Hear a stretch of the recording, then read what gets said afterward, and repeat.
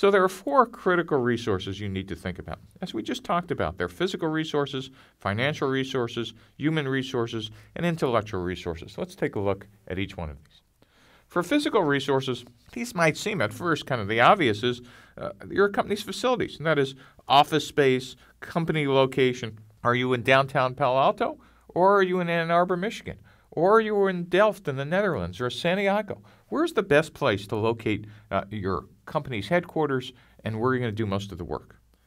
The second part of physical resources, where are you going to get the supply for your product and services? So, for example, if you're making silicon, who's going to be your silicon wafer supplier in the value chain? Or if you're making steel, where are you going to get the iron ore?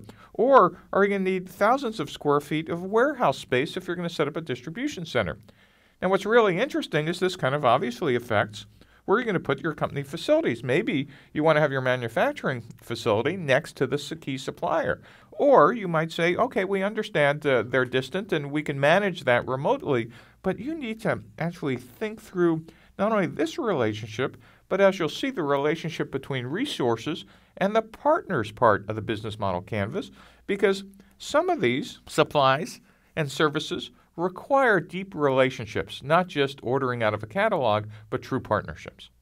Now, the other thing to just remember is many physical goods, if you're in a physical channel, are capital intensive, which is a fancy word for saying doing a startup like Tesla or SpaceX is very different than doing a iOS or Android app.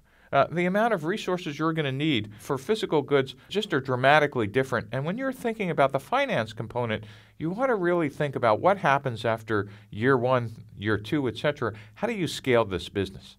And in the second decade of the 21st century, a good number of clean tech startups and life sciences startups are now encountering this phenomenon. It works great as a startup, but there's a valley of death for capital and scale.